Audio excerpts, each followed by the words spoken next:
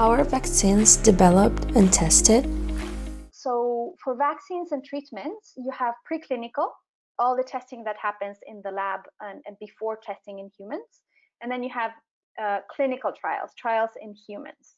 The first of these trials in humans is called a phase 1, and that is done in a very few number of individuals and of healthy volunteers, where you're only basically testing for the safety of the treatment or the vaccine that is your candidate. The second phase, phase 2, is basically a wider phase where you will test on a higher number of people, and you will test in people who are at high risk of getting infection. So for instance, for a vaccine candidate like the current one, it might be tested in healthcare workers, of course, on a voluntary basis.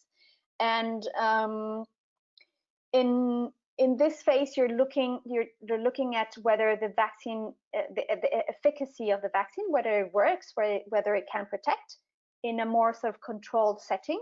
And you might look at things as number of doses, the schedule of the immunization, vaccine delivery, etc.